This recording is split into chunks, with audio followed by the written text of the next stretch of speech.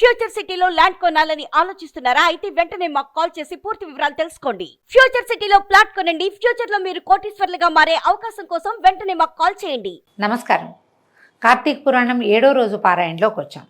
వశిష్ఠ మహర్షి ఇలా చెప్తున్నారు, ఎంత చెప్పినా తరగని ఈ కార్తీక పురాణ మహాత్మ్యము అసలు తరగదట. అది ఎంత చెప్పినా ఇంకా కొత్త కొత్త విషయాలు వస్తూ ఉంటాయి.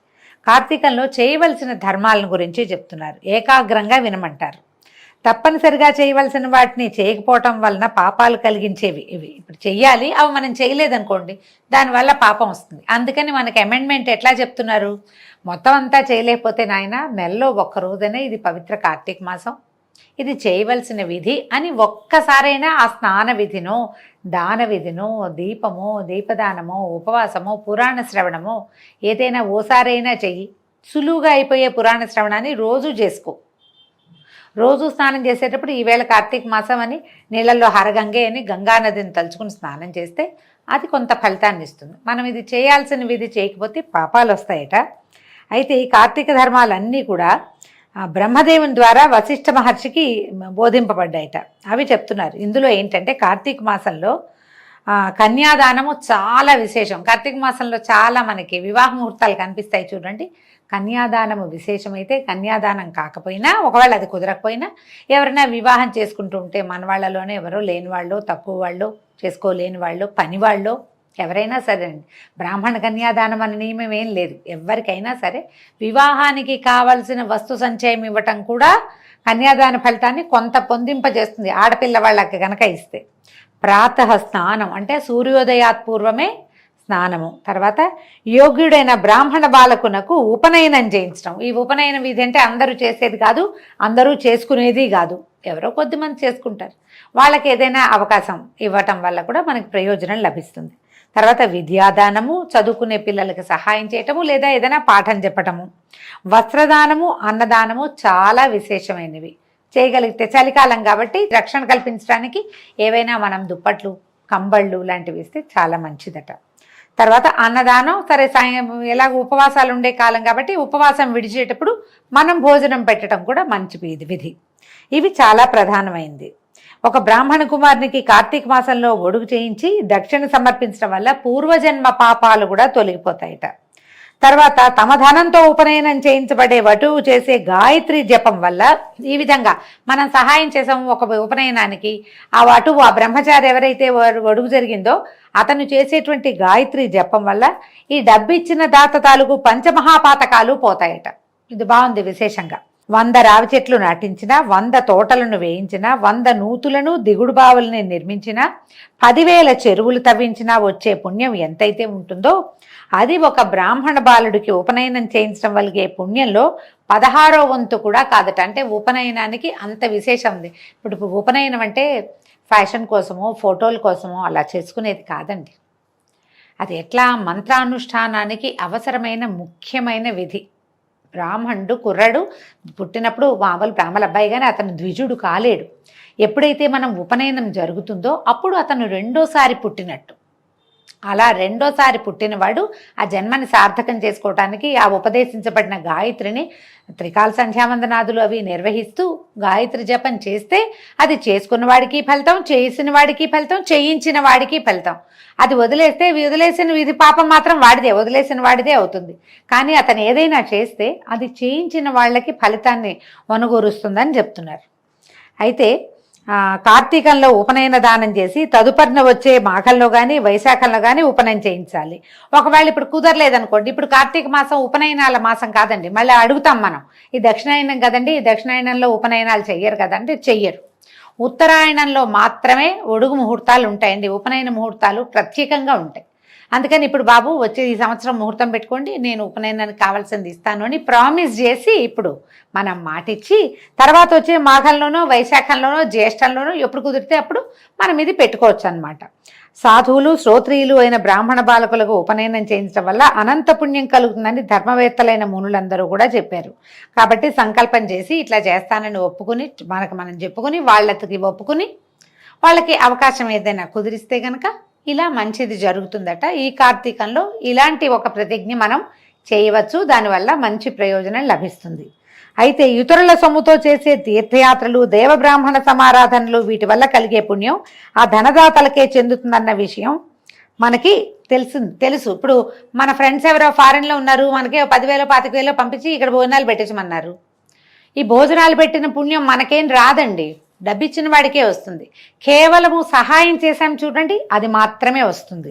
ఎప్పుడు అంతే, తీర్థయాత్రలు కానీ సమారాధనలు కానీ ఏవైనా సరే ఆ పుణ్యం దాతకి, డబ్బు ఎవరైతే ఇచ్చారో, ఎవరైతే సంకల్పం చేశారో వాళ్ళకే లభిస్తుంది. కార్తీకంలో ఈ ఉపనయనంతో పాటు బ్రాహ్మణుడికి వివాహం కూడా చేయించడం వల్ల కూడా పుణ్యం ఇనుమడిస్తుందట, మంచిది. కార్తీకంలో కన్యాదానం చేసిన వాడు ఒకవేళ కార్తీకంలో వివాహం చేస్తే కనుక కన్యాదానం చేసిన వాడికి స్వయంగా వాడు తరించడం కాకుండా వాడి పితరులందరికీ బ్రహ్మలోక ప్రాప్తి వస్తుంది. మనం ముహూర్తాలు చూస్తామండి, కార్తీకంలో కుదరలేదనుకోండి అప్పుడు ఇంకా అవతల మాసాల్లోకి వెళ్తాం. ఒకవేళ వీళ్ళ అదృష్టం బాగుండి అమ్మాయికి పెళ్లి ముహూర్తం కార్తీకంలో కుదిరితే కన్యాదాతకి వాళ్ళ పితరులకి, తాత తండ్రులకు కూడా విశేషమైన పుణ్యం లభిస్తుంది అంటున్నారు. సువీరోపాఖ్యానం చెప్తున్నారు. ద్వాపరయుగంలో వంగదేశంలో దుర్మార్గుడైన సువీరుడని ఒక రాజు ఉండేవాడట. ఈయనకి బహుసుందరాంగి అయినటువంటి ఓ భార్య ఉండేది. దైవయోగం వల్ల, దుర్విపాకం వల్ల సువీరుడు దాయాదుల దగ్గర ఓడిపోయి రాజ్యభ్రష్టుడై తన భార్య అయిన ఈ సౌందర్యవతి అయిన అమ్మాయితోటి కలిసి అడవిలోకి పారిపోయి కందమూలాదులతోటి కాలం గడుపుతున్నాడు. ఇలా ఉండగా కొంతకాలం అలా ఉన్నారు. వాళ్ళేం తపస్సు చేసుకోవడానికి వెళ్ళా, అడవిలోకి పారిపోయారు అంతే. అక్కడ ఏమైంది, ఆమె గర్భవతి అయిందట రాణిగారు. నర్మదా నదీ తీరంలో ఒక పర్ణశాల నిర్మించుకుని ఉన్నారు. అక్కడ ఆమెకి చక్కటి సౌందర్యవతి అయిన ఒక కూతురు పుట్టిందట. సర్వసంపదలు శత్రువుల పాలైపోవటం, తాము అడవుల పాలవటం, తర్వాత ఏమో కందమూలాలతో బతుకుతున్న ఈ రోజుల్లో సంతానం కలిగింది. అయితే పాప పోషణకి చిల్లి గవ్వైనా లేదు ఆయన దగ్గర. ఏదో ఆ అడవిలో దొరికే కందమూలాలతోటి ఆ చంటి పిల్లని కూడా పెంచుకున్నారు. తల్లి అవే దీన్ని పాలిచ్చి ఉంటుంది. పిల్ల పెరిగాక అక్కడ దొరికేదే. పైగా వీళ్ళు రాజుగా ఉన్నాడు కదా చాలా కాలము, మరి రాజభోగాలు ఏమీ లేవు. చంటి బిడ్డకు కూడా పాపం అవకాశం లేకపోయింది. పదే పదే తలుచుకుంటూ ఆ పూరాకృత తన కర్మలని, నేను ఏ జన్మలో ఏ పాపం చేశాను, ఇట్లా సంప్రాప్తి ఇచ్చింది నాకని బాధపడుతూ పిల్లని పెంచుకున్నాడు. ఈ కొంతకాలం అయిన తర్వాత ఏమైంది, పిల్ల కాస్త చక్కగా పెద్దదయ్యి నేత్రానందకారిణిగా పరిణమించింది. పిల్లని చూస్తే దీపంలే ఉండేదన్నమాట, చిదివి దీపం పెట్టుకోవచ్చు, అందమైన పిల్ల. అయితే ఏమైంది, 8 ఏళ్ల ప్రాయంలోనే ఆ పిల్ల అతి మనోహరంగా ఉండేది. ఆమెను చూసి మోహితుడైన ఒక మునికుమారుడు ఈ బాలికను నాకు ఇచ్చి పెళ్లి చేయమని అడిగాడట. అడిగేసరికల్లా 8 ఏళ్ల పిల్లని చూసి మోహించడం అంటే దురర్థంలో తీసుకోకూడదండి. పాతకాలంలో అష్టవర్షాత్ భవేత్ కన్య అనేవాళ్ళు. 8 సంవత్సరాలకు పెళ్లి చేస్తే పిల్ల ఈడేరాక కాపురాలకు తీసుకెళ్లేవాళ్ళు.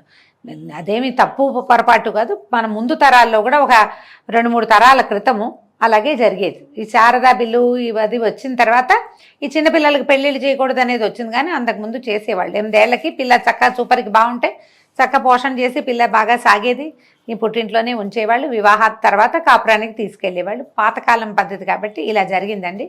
ఇందులో తప్పు పట్టుకునే వ్యవహారం ఏం లేదు. అయితే ఏమైంది, ఈ పిల్లనిచ్చి పెళ్లి చేయమనేసరికల్లా నేను ఘోర దరిద్రంలో ఉన్నాను నాయన, నేను కోరినంత ధనం కనుక నువ్వు కన్యాశుల్కంగా కనుక ఇస్తే పిల్లని ఇచ్చి పెళ్లి చేస్తానన్నాడు. ఈ పిల్ల మీద మక్కువ చంపుకోలేని ఆ మునికుమారుడు ఏం చేశాడు, నేను మునిబాలకుణ్ణి, నువ్వు అడిగినంత ధనం ఇవ్వలేను, తపస్సు చేసి ఆ ధనాన్ని సంపాదిస్తా, అంతవరకు ఈ బాలికని నా పేరు మీద భద్రపరిచి ఉంచంటే నిస్తార్థం చేసి ఉంచు, నాకు ఇస్తానని నాకు మాట ఇచ్చేసేయి, నాకు తాంబూలం ఇవ్వు, నేను డబ్బు సంపాదించుకొచ్చి పిల్లని పెళ్లి చేసుకుంటాను అన్నాడు. సరే ఒప్పుకున్నాడు. ఇతను ఏం చేశాడు, ఈ మునిబాలకుడు ఈ నర్మదా నదీ తీరంలోనే తపోనిష్ఠుడుగా ఉండి తత్ఫలితంగా అనూహ్యమైన ధనరాశిని సాధించి దాన్ని తెచ్చి సువీరుడికి ఇచ్చాడు. ఆ సొమ్ముకి సంతృప్తి చెందిన రాజు తమ ఇంటి ఆచారం ప్రకారము, అప్పుడు పిల్ల 2-3 సంవత్సరాలు బట్టి ఉంటుంది, పిల్ల కొంచెం కాలు పొడుగ్గా ఉంది, పాపనిచ్చి పెళ్లి చేసేసాడు. ఆ పాపనిచ్చి పెళ్లి చేశాక ఆ బాలిక భర్తతో కలిసి వెళ్ళిపోయింది.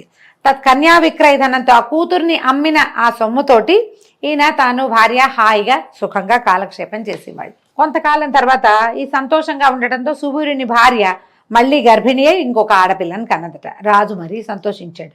పెద్ద పిల్లని అమ్మి ధనం రాబట్టేమో ఈ పిల్లని కూడా అమ్మేసి ధనాన్ని రాబట్టని భావించి సంతోషించాడు. పిల్ల ఎదుగుతోంది. ఒకనొక యతీశ్వరుడు నర్మదా నది స్నానానికి వెళ్ళి ఆ పర్ణశాలలో ఉన్న వాళ్ళని చూసి, నాయన నేను కౌండిన్యస్ గోత్రికుణ్ణి, యతిని, అరణ్య ప్రాంతంలో సంసారంతో కలుసున్నావు, నువ్వెవరు ఏమిటి అంటే, నేను వంగదేశాధీశుడిని, నా పేరు సువీరుడు, రాజ్యభ్రష్టుడిని అడవిలో ఉన్నానండి అని చెప్పాడు. చాలా కష్టంగా ఉన్నాను, అతి కష్టం మీద బతుకుతున్నాను, నా అదృష్టం కొద్దీ తొలిచూలుగా ఒక కూతురు పుట్టింది, ఆ అమ్మాయి కొంచెం పెద్దదయ్యాక ఒక మునికుమారుడికి కన్యాశుల్కాన్ని తీసుకుని వివాహం చేశాను. ప్రస్తుతం ఆ ధనంతో హాయిగా ఉన్నాను. ఇగో ఇది నా రెండో కూతురు, ఇదిగో నా భార్య అండి, ఇంకేం చెప్పమంటారు బాబు అని అడిగేసరికల్లా సువీరుడిచ్చిన సమాధానానికి ముని ఆశ్చర్యపోయేట యతీంద్రుడు, ఎంత పని చేశావు, మూర్ఖుడిపై అగణితమైన పాపాన్ని మూటగట్టుకున్నావు. ఆడపిల్లని అమ్ముకుని అలా వచ్చిన సొమ్ముతో జీవించేవాడు మరణానంతరం అసిపత్రం అనే నరకం పాలవుతారు. ఆ సొమ్ముతో దేవ ఋషి పితృగణాలకు చేసిన అర్చన తర్పణాదుల వల్ల ఆ దేవ ఋషి పితృగణాదులు అందరూ కూడా నరకాన్ని చూస్తారట. ఈయన కూతురు నమ్మి డబ్బులు తీసుకున్నాడు. ఆ డబ్బుతోటి తాతగారి తద్దనం ముత్తాతగారి తద్దనం లక్షణంగా పెట్టాడు. ఇప్పుడు ముత్తాతగారు తాతగారు అంతకుముందు ఏ స్వర్గంలో ఉన్నారో వాళ్ళంతా కూడా ఈ అసిపత్రంలో పడ్డారు. ఈ వచ్చిన ఋషీశ్వరులందరికీ శుభ్రంగా షడ్రసోపేతమైన భోజనం పెట్టాడు. ఏ ఋషీశ్వరులు ఈ భోజనం చేశారో వాళ్ళందరికీ ఈ నరకం తప్పదు. ఏ దేవతలకి ఇతను పూజించాడో ఆ దేవతలందరూ ఈ అసిపత్రాన్ని రుచి చూస్తారు. దేవ పితృ ఋషిగణం మొత్తానికి అసిపత్రం తప్పదట. పైగా కర్తకి, ఎవరైతే నువ్వు ఉన్నావో నిన్ను ఏమిటి జన్మజన్మలకి నీకు పురుష సంతానం కలకూడదని శపిస్తారు. ఇట్లా ఆడపిల్లల్ని నమ్ముకుని జీవించడమే వృత్తిగా పెట్టుకున్న వాళ్ళు ఖచ్చితంగా రౌరవ నరకంలో పడతారు. రౌరవం అంటే చెప్పుకున్నాం, రురువులు అనే మృగాలు, వాటి నోట్లోంచి మంట వస్తుంది, మొహం మీద కొమ్ములు ఉంటాయి. ఆ మంటలతోటి కాలిన కొమ్ములతోటి కుమ్ముతూ ఉంటుంది ఆ రురువు అనే జంతువు. రౌరవం, ఆ నరకంలో పడిపోతావు నువ్వు అని భయపెట్టేశాడు ఆయన. పైగా అన్ని రకాల పాపాలకి ఏవో చిన్నవో కొన్నవో ప్రాయశ్చిత్తాలు ఉన్నాయి. ఈ ఆడపిల్లని నమ్ముకునేవాడికి అసలు ప్రాయశ్చిత్తమే లేదు నాయన. కాబట్టి ఈ కార్తీక మాసంలో శుక్లపక్షంలో నీ రెండో కుమార్తెకి కన్యాదాన పూర్వకంగా కళ్యాణం జరిపించు. ఎవరైనా కార్తీక మాసంలో విద్యా తేజశీల యువకుడైన వరునికి కన్యాదానం చేసిన వాడు గంగాది సమస్త తీర్థాలలోనూ స్నానదానాదులు చేయటం వల్ల కలిగే పుణ్యాన్ని, యథోక్త దక్షిణాయుతంగా అశ్వమేధాది యాగములు చేసిన వాళ్ళు పొందే సత్ఫలితాన్ని కూడా పొందుతాడని హితబోధ చేశాడు. ఈ పని చేయకూడదు నాయన. ఇప్పుడు అసలు లోకంలో ఇలాంటిది ఉందండి? ఎవరినైనా మనం ఈ పని చేయకూడదు, ఇది తప్పు అని చెప్పగలుగుతున్నామా? చెప్పేవాళ్ళు లేరు, వినేవాళ్ళు లేరండి. చెప్పలేరు, వినలేరు. అది కష్టం కదా. కానీ పూర్వకాలంలో ఈ ఋషులు మునులు యతీంద్రులు వీళ్ళు ఏమిటైనా నీ సంగతనని కానీ రాజులేమో తమ చరిత్ర అంతా వంశచరిత్ర అంతా చెప్పేవాళ్ళు, తాము చేసినవి చేయదలుచుకున్నవి.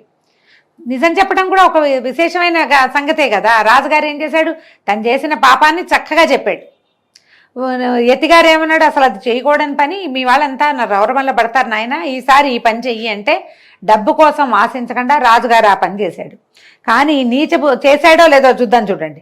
నీచబుద్ధితో కూడుకున్న సువీరుడు ఆ సజ్జన సద్బోధను కొట్టిపారేస్తూ, బాగా చెప్పావు నాయన, పుట్టినందుకు గాను పుత్రుని ద్వారా గృహక్షేత్ర వాసోవాసము రత్నాది అలంకారాదులతో ఈ శరీరాన్ని పుష్టిపరిచి సుఖించాలే కానీ ధర్మం అని కూర్చుంటే ఎట్లా? అసలు ధర్మం ఏమిటి, దానం ఏమిటి, ఫలితం ఏమిటి, పుణ్యలోకాలంటే ఏమిటి?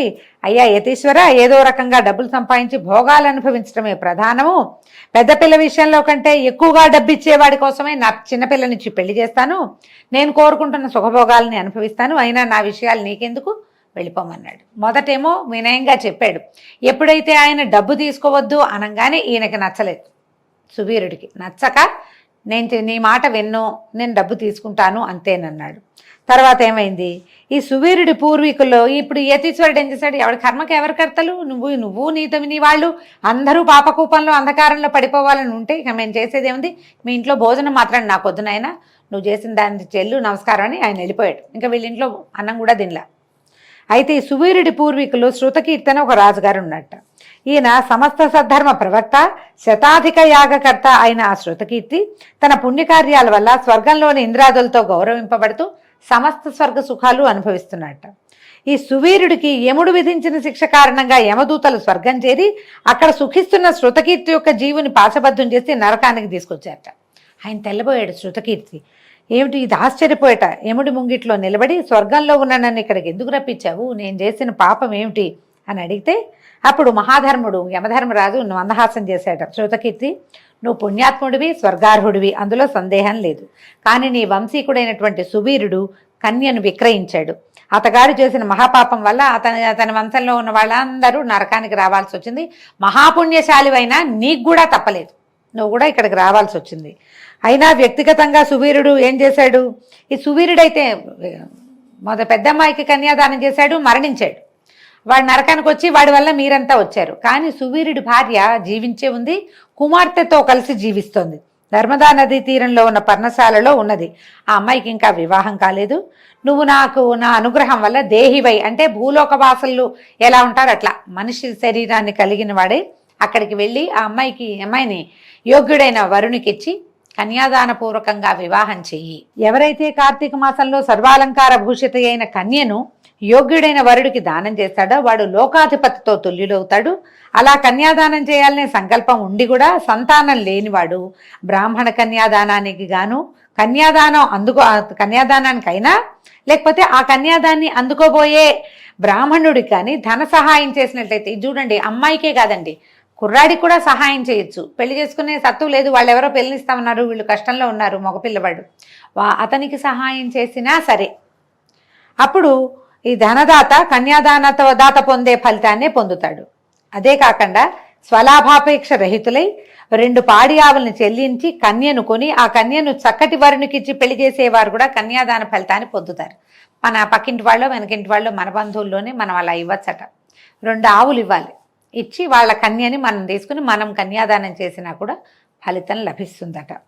ఇప్పుడు నువ్వు కాబట్టి తక్షణమే ఇప్పుడు భూలోకానికి వెళ్ళి ఈ సువీరుని యొక్క ద్వితీయ కుమార్తెను ఎవరైనా సద్బ్రాహ్మణుడికి ఇచ్చి కన్యామూలంగా దానం చేసినట్లయితే తద్వారా నువ్వు నీ పూర్వీకులు ఈ మహావీరుడు సువీరుడు ఉన్నాడు కదా నరకంలో పడ్డాడు, వాడు కూడా విముక్తి పొందుతాడు అని చెప్పేసరికి ధర్ముని అనుగ్రహం వల్ల దేహధారి అయిన శృతకీర్తి వెనువెంటనే భూలోకంలోని నర్మదా నదీ తీరానికి చేరి అక్కడ పర్ణశాలలో ఉన్న సువీరుని భార్యకి హితవులు గరిపి వారి ద్వితీయ సంతానమైన ఆడపిల్లని సువర్ణాభరణాలని అలంకరించి శివప్రీతిగా శివార్పణ వస్తు అనుకుంటూ ఒకానొక బ్రాహ్మణుడికి కన్యాదానంగా సమర్పించాడు.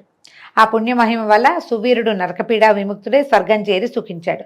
తదనంతరము శృతకీర్తి 10 మంది బ్రహ్మచారులకు కన్యామద మూల్యమును ధారపోయటం వల్ల వారి వారి పితృపితామహాది వర్గాల వారంతా కూడా విగత పాపులై స్వర్గాన్ని పొందారు. శృతకీర్తి కూడా యథాపూర్వకంగా స్వర్గం చేరి పాత రోజుల్లో ఎలా ఉన్నాడో అలాగే స్వర్గానికి వెళ్ళి సుఖంగా ఉన్నాడు. కాబట్టి కన్యాదానం చేసేవాడు సర్వపాపాలు నశింపజేసుకుంటాడు, అందులో సందేహం లేదు. కనీసం వివాహార్థం మాట సాయం చేసినా కూడా వివాహానికి అవసరమైన ఏ కొంత వస్తు సంచయాన్నైనా వాళ్ళకి సమర్పించినా కూడా కన్యాదాన ఫలితం లభిస్తుందట. అయితే యథావిధిగా ఈ కార్తీక వ్రతాన్ని ఎవరు ఆచరిస్తారో వాళ్ళు స్వర్గాన్ని, ఆచరించని వాళ్ళు నరకాన్ని పొందుతారు అంటంలో ఎంత మాత్రమో సందేహం లేదు అని చెప్పారు. ఇప్పుడు ఇంకా వశిష్ఠ మహర్షి ఇంకో విషయం చెప్తున్నారు. కార్తీక మాసం అంతా పూర్వోక్త సర్వధర్మ సమేతంగా కార్తీక వ్రతాన్ని ఆచరించలేకపోయినా కూడా ఒకవేళ ముందు చెప్పారు కదా స్నానం దానం జపం తపం బోళ్ళు చెప్పారు, వీటిలలో ఏవైనా చేయలేకపోయినా కార్తీక పౌర్ణమి నాడు వృషోత్సర్జనం చేస్తారో వాళ్ళకు కూడా జన్మాంతర పాపాలు నశించిపోతాయి. ఈ వృషోత్సర్గం అంటే ఏమిటి? దీని మీద ఒక జనక మహీపాలుడు ప్రశ్నిస్తే ఈయన చెప్తున్నారు వశిష్ఠులు, ఆవుద యొక్క కోడెదూడను అచ్చుపోసి ఆబోతుగా స్వేచ్ఛగా వదలటాన్నే వృషోత్సర్గం అంటారు. ఈ మానవ లోకంలో ఏ దానం చేసినా లభించని ఫలితాన్ని కార్తీక వ్రతంలో భాగంగా పౌర్ణమి నాడు పితృదేవతా ప్రీత్యర్థంగా ఒక కోడెదూడని అచ్చుపోసిన ఆబోతుగా స్వేచ్ఛగా వదిలిపెట్టడం వల్ల లభిస్తుంది. అట్లా చేయటం వల్ల గయాక్షేత్రంలో పితరులకు 1,000,000 సార్లు శ్రాద్ధాన్ని ఇచ్చిన ఫలితం నిర్వహించిన ఫలితం లభిస్తుందట. పుణ్యకాలంలో లోకాల్లో ఉన్న పితరులు సైతం తమ కులంలో పుట్టిన వాడెవడైనా కార్తీక పౌర్ణమి నాడు నల్లని గిత్తను అచ్చుపోసి వదిలిపెట్టినైతే తమకు ఆనందం కలుగుతుంది కదా అని ఆలోచిస్తూ ఉంటారట. ఎవరైనా చేయొచ్చు కదా అంటారు. ఒకవేళ ధనికుడై కూడా ఇలాంటి పని చేయకపోతే అంధతామిశ్రమనే నరకాన్ని పొందుతారట. ఇప్పుడు ఈ కాలం అది కాదేమోనండి, కానీ ఇది చేస్తున్నాం. మనకి తెలంగాణలో వేములవాడ రాజరాజేశ్వర స్వామికి ఈ కోడెదూడల్ని ఇవ్వటం అనే ఒక ఆచారం కనిపిస్తుంది. తర్వాత ఇంకా కొన్ని దేవాలయాల్లో శ్రీశైలానికి కోడెల్ని సమర్పించే వాళ్ళ ఆవుల్ని సమర్పిస్తాం దేవాలయానికి. ఇది కూడా మంచిదేనండి. ఆవునైనా సమర్పించవచ్చు, కోడెని సమర్పిస్తే ఏంటంటే తర్వాత కాలంలో సంతానాపేక్ష ఉన్న ఆవులకి సంతానం కలుగుతుంది కాబట్టి అదంతా మన ఖాతాలో పడుతుంది. అందుకని ఇది చేయమంటారు. ఇప్పుడు అంత పెద్దవి చేయలేకపోయినా అవకాశం ఉన్న ఏ కొంచెం పనైనా, ఇప్పుడు ఎక్కడో గోశాలు చూసాం, అక్కడ ఉన్న ఆవులకి గిత్తలకి తర్వాత ఆంబోత్ ఏదైనా ఉంటే ఆయనకి అన్నీ సరిపడా ఆహార పదార్థాలు ఇచ్చిన వాళ్ళకు కూడా ఇలాంటి కొంత ఫలితం లభిస్తుంది. చేయగలిగిన పనే కదా, అచ్చుపోసి వదిలిపెట్టలేము. గోశాలలో 100 రూపాయలు పెట్టి గడ్డి కొని పెట్టగలం కదా, అలాంటి ప్రయత్నమైనా చేసుకోవచ్చు. అయితే ఇంకా వివిధ దానాలు చెప్తున్నారు. కార్తీక మాసంలో పళ్ళు దానం చేస్తే, ఫ్రూట్స్ దానం చేస్తేట దేవర్షి పితృ రుణాలు, దేవ ఋషి పితృ రుణాలు 3 నుంచి విముక్తుడవుతాట. దక్షిణాయుతంగా ధాత్రీ ఫలాన్ని ఇప్పుడు చెప్పారండి. ఇప్పటిదాకా ధాత్రీ ఫలం కథ రాలా, వారం అయిపోయింది కానీ. ఉసిరికాయలు దానం చేసేవాడికి కూడా అద్భుతమైన ఫలితం లభిస్తుందట. కార్తీక పౌర్ణమి నాడు సాలగ్రామ దానం కానీ లింగదానం కానీ శివలింగాన్ని దానం చేసినా కూడా సమస్త పాపాలు పోతాయి. అనేకమైన ఈ దానం వల్ల సాలగ్రామ దానం శివలింగ దానం వల్ల ఏంటంటే ఈ జన్మలోనే అనేక భోగాలు అనుభవించి మరు జన్మలో చక్రవర్తిత్వాన్ని పొందుతారు. నిషిద్ధాహారాలు చెప్తారండి, అంటే కొన్ని తినకూడనివి అని. ఇది అందరూనా అంటే కార్తీక వ్రతం మొత్తం నెలంతా చేయదలుచుకున్నాం, ప్రతిరోజు మనం నదీ స్నానం చేసి ప్రతిరోజు నక్తము ఉపాసనా విధి మన ఉపవాస విధి ఏదైనా ఫాలో చేస్తాము వాళ్ళకండి. ఒకవేళ మనం అదంతా చేయము, వారం వారమే ఉపవాసం ఉంటాం సోమవారాలు, ఆ సోమవారం నాడు ఆ పౌర్ణమి నాడు ఆ ఏకాదశుల్లో ఏం తినకూడదు దాని లెక్క అనమాట ఇది. అనంత ఫలదాయకమైన ఈ కార్తీక వ్రతాచరణ సదవకాశం అందరికీ తేలిగ్గా లభ్యం కాదు. ఇందులో ఏంటంటే అత్యంతోత్కృష్టమైన కార్తీక మాసంలో ఇతరుల అన్నము అంటే వేరే వాళ్ళ అన్నం తినకూడదు. మనం గనక నెల రోజులు ఇలా ఉండదలుచుకుంటే పితృశేషం అంటే తద్దినాలకి వాటికి వెళ్ళకూడదు, శ్రాద్ధ భోజనానికి వెళ్ళకూడదు, దినాలకి వెళ్ళకూడదు కార్తీకంలో. అంటే అందరూ కాదండి, మళ్ళీ మళ్ళీ చెప్తున్నా, మీరు నెల రోజులు నియమంగా పాటించే వాళ్ళు వెళ్ళకూడదు నెంబర్ 1. తర్వాత మీరు ఏ రోజు ఉపవాసం ఉంటున్నారో ఆ రోజు ఖచ్చితంగా వెళ్ళకూడదు. ఊరికే చూసి రావటము, ఏదైనా ఒక స్వీట్ తినొస్తాం అంతే, అలాంటివి పెట్టుకోకండి. పితృశ్రార్థాలకు వెళ్ళకూడదు. ఒకవేళ వెళ్ళదలుచుకుంటే ఆ రోజు అసలు ఇంకా కార్తీక నియమం పెట్టుకోవద్దు, వెళ్ళాల్సిందే వస్తుంది. మన చుట్టాలే, మన వాళ్ళే, స్నేహితులు, పక్కింటి వాళ్ళు వెళ్ళవలసి వస్తుంది అనుకోండి, అప్పుడు ఆ రోజు ఈరోజు కార్తీక మాసం అని పెట్టుకోవద్దు. ఆ విధి నిర్వహించి వాళ్ళకి మనం ఇవ్వగలిగే శ్రద్ధని వాళ్ళకి ఇచ్చి తర్వాత పని తర్వాత. అయితే శ్రాద్ధములకు భోక్తగా వెళ్ళటం, నువ్వులు దానం తీసుకోవటం మానేసేయాలి, అవి చేయకూడదు. ఈ నెలలో చాలా చెప్పారు, కొన్ని తినకూడదని చెప్తారు, అంటే రకరకాలు చెప్తారండి. ఇవన్నీ నియమాలు ఉన్న వాళ్ళకే కానీ మన మామూలు వాళ్ళకి ఏమి లేదు. నియమాలు ఉన్నవాళ్ళు వాళ్ళ నియమం వాళ్ళు పాటిస్తారు. కార్తీక పౌర్ణమి, అమావాస్య, పితృదివసం నాడు, ఆదివారం నాడు, సూర్యచంద్రగ్రహణాది దినాల్లోనూ, వ్యతిపాత వైధృతాది నిషిద్ధ దినాల్లోనూ రాత్రి భోజనం నిషిద్ధం. కార్తీకంలో పౌర్ణమి నాడు రాత్రి భోజనం చేయకూడదు. అంటే మనం పగలు భోంచేయము, సాధారణంగా పౌర్ణమి అంటే మనం పగలు భోజనం చేయకుండా చుక్కలు కనపడ్డాక తింటాం కదా. ఈ పున్నమి నోములు అని కొంతమందికి ఉంటాయి చూడండి, వాళ్ళు రాత్రికి అన్నం తినరు, ఏదైనా ఇది వేరే పలహారం తీసుకుంటారు. తర్వాత అమావాస్యలో, పితృదివసం, ఈ నెలలో మనకి ఏదైనా పితృతిథి వస్తే ఆ రోజును కూడా తినకూడదు. ఆదివారం రాత్రిపూట కూడా భోజనం చేయొద్దు, టిఫిన్ తినండి అని చెప్తున్నారు. తర్వాత ఈ నెలలో వచ్చే ఏకాదశి నాడు 2 రాత్రింపవళ్ళు 2 పూట్ల కూడా భోజనం చేయకూడదు. 2 పూట్ల తినకూడదు. అంటే ఏకాదశి మనం ఉపవాసం ఉంటాం కదండి, రోజంతా ఉపవాసం ఉండి ద్వాదశి నాడు పారణ చేస్తాం కదా. ఇప్పుడు అందుకని అది క్లియర్గా చెప్తున్నారనమాట, ఏమి తినద్దు, తేలిగ్గా తీసుకోండి, ఏమైనా పళ్ళు లాంటివి. ఇటువంటి రోజుల్లో ఛాయానక్తం అంటే తమ నీడ శరీరపు కొలతకి 2 పడ్డప్పుడు, ఇప్పుడు మన వల్ల కాదు, మనం ఇంత ఉపవాసం చేయలేము, అందుకని ఏం చేయాలి, సూర్యుడికి ఎదురుగుండా నిలబడి మన నీడ డబల్ పడాలి. శరీరపు కొలత మనం ఎంత పొడుగున్నామో అంతకు 2 పొడుగుల నీడ వచ్చినప్పుడు ఆ సమయంలో తినచ్చు. ఇంచుమించు 3:30, 3:30 ఆ సమయానికి ఇంత నీడ వస్తుందండి మనకి, ఛాయానక్తం అంటారు. అప్పుడు భోజనం చేయటం మంచిది, 2 పూట్లకి కలిపి ఒక్కసారి అప్పుడు తినచ్చట. అందువలన ఇప్పుడు ఈ కార్తీకంలో నిషిద్ధ దినాల్లో భుజించే వాళ్ళకు కూడా పాపాలు వస్తాయి అంటారు. కార్తీకంలో తైలాభ్యంగనము, బాగా నూనె రాసి నలుగు పెట్టుకుని స్నానం చేయటం, వ్యవహారం చేయకూడదట. ఎవరు ఇది? నెల రోజులు ఉండేవాళ్ళు. మనం వారంలో కొన్ని వారాలే ఉంటాం. సోమవారము, ఏకాదశిలో ఉపవాసం ఉండదలుచుకుంటే సోమవారం నాడు ఒంటికి నెత్తికి నూనె రాసుకోకూడదు, ఏకాదశి నాడు తలస్నానం చేయకూడదు. అమావాస్య, పౌర్ణమి కూడా నూనె రాసుకోవటం, మామూలు నెత్తి మీద నీళ్ళు పోసుకోవచ్చు. ఈ ఏకాదశులు మన కార్తీకంలో ఏం చేస్తాం, తలస్నానమే ప్రధాన విధిగా చెప్తారు, నదుల్లో మునగమంటారు కదా. మరి అప్పుడు తలస్నానం కదా, అంటే తల అంటటం అంటే నెత్తికి నూనె రాసుకుని ఆ నూనెని వదిలించడం, ఒంటికి నూనె రాసుకుని వదిలించడం లాంటివి చేయకూడదు. తర్వాత తైలాభ్యంగనం, పగటి నిద్ర, మధ్యాహ్నాలు నిద్రపోకూడదు. మీరు ఉపవాసం ఉంటే మధ్యాహ్నం నిద్రపోకండి. కంచు పాత్రలో భోజనం, కంచు పళ్ళేలు, ప్లేట్లు ఉంటే వాటిలలో తినకూడదు. పరాన్న భోజనం, మనం ఉపవాసం ఉన్న రోజుల్లో పరులు అంటే మనవారు కాని వారింట్లో తినకూడదు, సొంత వాళ్ళ ఇళ్లలో తినచ్చు పిలిస్తే. గృహ స్నానము, ఇంట్లో స్నానం చేయటం, మరేం చేస్తామండి మనము, ఇది అందుకని కొంతమందికే చెప్పారు. నిషిద్ధ దినాలలో రాత్రి భోజనము, వేదశాస్త్ర నింద అని వీటిని జరపకూడదు. పొరపాటును కూడా కార్తీక మాసంలో దేవుడేమిటి, వేదాలేమిటి, శాస్త్రం ఏమిటి, ఇలాంటి ప్రశ్నలు చేస్తే మీ మొత్తం చేసిన ఫలితాలన్నీ పోతాయి, అవి చేయకూడదట. సమర్థులై ఉండి కూడా కార్తీకంలో నదీ స్నానం చేయకుండా ఇంటి దగ్గరే వేడి నీటితో స్నానం చేసినట్లయితే అది కళ్ళుతో చేసిన స్నానానికి సమానం అవుతుంది. మీకు అవకాశం ఉండి మీ ఇంటి పక్కనే నది ఉండి దానికి వెళ్ళకుండా ఇంట్లో అయినా పోనీ ఏ నూతి స్నానమో కాకుండా వేడివేడి నీళ్లు చలేస్తోందని పోసుకుంటే కళ్ళుతో స్నానం చేసినట్లు అవుతుందట. అది చేయకూడదు. తర్వాత సూర్యుడు తులలో ఉండగా నదీ స్నానమే అత్యంత ప్రధానము. చేరువలో నది లేనప్పుడు మాత్రం చెరువుల్లో కానీ కాలువల్లో కానీ నుయ్యిలో కానీ నూతి దగ్గర కానీ లేదా గంగా గోదావరి మనకు అవకాశం ఉన్న చోట ఎక్కడుంటే అక్కడండి గంగా గోదావరి మొదలైన మహానదుల్ని స్మరించుకుంటూ స్నానం చేయొచ్చు. ఎక్కడ చేసినా ప్రాతకాల స్నానమే చేయాలి. గంగానది స్మరణం చేసి స్నానం చేసి సూర్యమండల గతుడైన శ్రీహరిని ధ్యానించి, అంటే సూర్యుడిని చూడమంటున్నారు, తూర్పు తిరిగి దండం పెట్టమంటున్నారు అనమాట. పొద్దున్నే సూర్యుని చూసి ఆ సూర్యుడిలో శ్రీమన్నారాయణమూర్తిని భావించి అప్పుడు బొట్టు అది ధరించుకుని తర్వాత విష్ణుగాథా పురాణాలు కానీ శివగాథలు కానీ కార్తీక పురాణాన్ని కానీ విని ఇంటికి వెళ్ళాలి. పగలు చేయవలసిన పనులని ముగించుకుని సాయంకాలం మళ్ళీ స్నానం చేసి పూజాస్థానంలో పీఠ వేసి దాని మీద ఈశ్వరుని ప్రతిష్ఠించి పంచామృత ఫలోదక కుశోదకాలతో మహాస్నానం చేయించి షోడశోపచార అర్చన చేసుకోవాలి. ఒకవేళ మనం శివార్చన చేయదలుచుకుంటే ఇది ప్రదోషవేళ శివార్చన సంగతి చెప్తున్నారండి. పగలు మనం స్నానం చేసి ఉపవాసం చేసుకోవటం, ఉపవాసం చేయలేనప్పుడు పగలు భోజనం చేసి రాత్రి ఉపవాసం ఉంటాం అనుకోండి, సాయంకాలం మళ్ళీ స్నానం చేసి సాయంత్రం శివారాధన షోడశోపచార విధిగా చేసుకోమంటున్నారు. షోడశోపచారాలతో పరమేశ్వరుని అర్చించి తర్వాత ఏం చేయాలి, యథాశక్తి దీపాలని సమర్పించి శక్తి వంచన లేకుండా బ్రాహ్మణులకి దానం ఇవ్వాలి.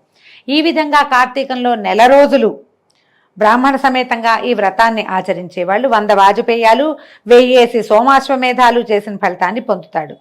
ఈ మాస మొత్తం ఇలా చేయగలిగితే చాలా మంచిది. మనకు అవకాశం ఉన్నంత కాలం, అంటే 4 సోమవారాలు 2 ఏకాదశులు పౌర్ణమి అమావాస్య తిథుల్లో అయినా ఇంత మాత్రమైనా ప్రయత్నం చేసి చేయగలిగితే చాలా విశేషమైన ఫలితం లభిస్తుందట. చతుర్దశి నాడు కనీసం, అంటే అమావాస్య ముందు రోజు అయినా సరే ఉపవాసం ఉండి శివారాధన చేసి నువ్వులు దానం చేసి వాడు చేస్తే కనుక వాడు కైలాసానికి క్షేత్రాధిపతి అవుతాడట. ఈ కార్తీక వ్రతాన్ని ఆచరించిన వాళ్ళు తప్పకుండా తమ పాపాలని పోగొట్టుకున్న వాళ్ళే మోక్షగాములు అవుతారు. కార్తీక పురాణంలో ఈ ప్రత్యేకంగా శివారాధన గురించి చెప్పబడిన ఈ అధ్యాయాన్ని శ్రద్ధాభక్తులతో చదివినా వినినా కూడా సమస్త పాపాలకు ప్రాయశ్చిత్తం చేసుకోవటం ద్వారా కలిగే ఫలితాన్ని పొందుతారు. ఈ విధంగా 7వ రోజు పారాయణ పూర్తయిందండి. రేపు ఉదయం 8వ రోజు పారాయణలో మళ్ళీ కలుసుకుందాం. నమస్కారం.